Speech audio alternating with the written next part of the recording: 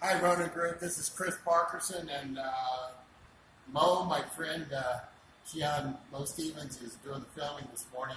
I had a lot of thoughts about this discussion that I brought up yesterday, and I want to better define it by showing on PunchBob what the issues are in those four questions I brought up.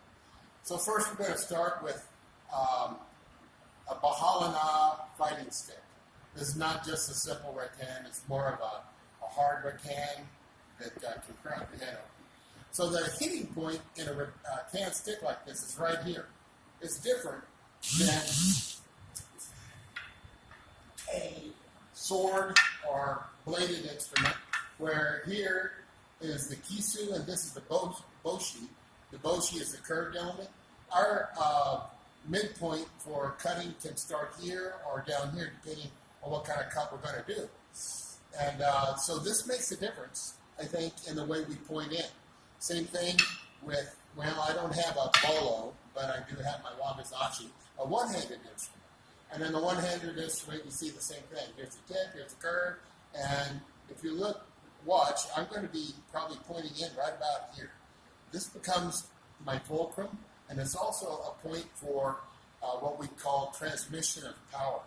So these three instruments here are our main question, and then a longer staff. Now, in this, we're going to use elliptical arcs, and the hitting tip is here. Elliptical arc moves like this. Okay, very rarely on a light weapon are you going to do big rounded arcs. Those are for heavy weapons and for longer weapons.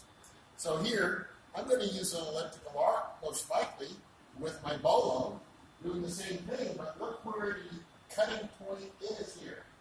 Somewhere in here if I'm chopping, and somewhere in here if I'm slicing. Okay? Same thing here. These are elliptical arches. Okay? With a heavy weapon, you're getting the big rounded arcs. Ha! Ha! And in that you can see now is a longer heavy weapon. Heavy artillery like this is a two-handed weapon. This, I love this sword, it's a little bit, or the bokken, it's a little bit longer than the one you get in stock because this is kind of pre-Meiji weight. And it doesn't tell me where my handprint is with some kind of indented groove. I get to pick it myself. Okay, so I can form this to what my body says. So this is basically the power I have in a two-handed weapon. Can you get the same power in a one-handed grip, as if this is one hand and this is the other hand on a two-handed weapon?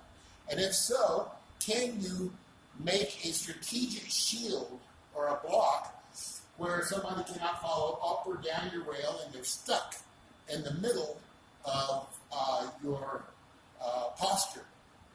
They're stuck, there's no way out, and then you can turn them and cut, and that is essentially what Sagawa Sensei called the essence of Aikido. So if you can do this with one hand, I'd really like to know. You escrimadores and others that do Chinese saber. For my arm, this works very much like a two-handed sword. And so I can block and freeze people with this being the sword, this being the kishu, and this being the boshi right here. So my transmission point comes out somewhere along in here. Whenever I'm touching somebody, they can't go down or up my arm. They're frozen in space. I can do this with regressing, okay, which would be extending the person. And I can do it with compressing the person when I touch the center of gravity through the touch on them. And this is how the sword works. When one sword touches another, you can touch the other person's center of gravity. Easy to do on a two-handed weapon. Harder to do with a one-handed weapon. Again, there's the essence of my question. So here's a few things we've already talked about just as a review. A blunt, edged weapon hits at the tip. All right? So when Tuhan O'Neill says keep the tip right in the position of the nose or the chest, okay, he's covering angles kind of like a fencer who stabs, a fencer who uses elliptical arch speed, okay, in his saber, but not in big rounded motions. The two-edged sword is going to use this point as his projection of power and as his guard. So here's my guard. This is both a cut and a block. Remember, I was holding here, making him go up or down my rail when he tries to cut. If I'm low enough, he can't even cut low. He gets stuck. I've guarded everything, and I'm cutting. All right? And when I cut, if you notice, here's my transmission point right here. Woo, cut. Or woo, a deeper. Cut. So again, that's two-handed weapon. Can that work on a one-handed weapon? I believe that though this is the same length as that Eskrima stick, this works in the same manner. I'm going to guard myself like this through the transmission point as my pivot point rather than like this. Now, if you do this, you do have to move. If you do the tip of the point, you're going to have to move. If you do this, you move them. You are the immovable force, and they roll off of you or slide off of your angles that you present once you touch their center of gravity. That's a big issue in Aiki, because if you're doing Aiki proper, they're rolling off of you.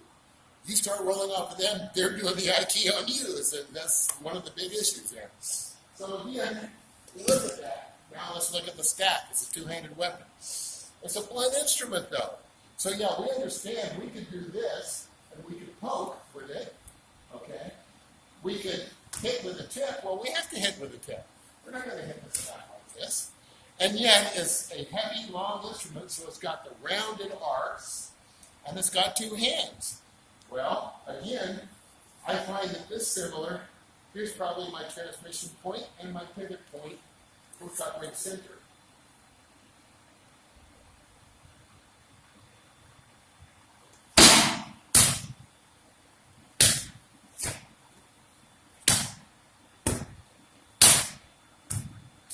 Every one of those is coming through this point here. And so that's the question. Is this going to be the same motion? You see that same angle? As the katana two-handed weapon, and as perhaps even the one-handed wakizashi I have here, or the bolo. And is that different than the single stick?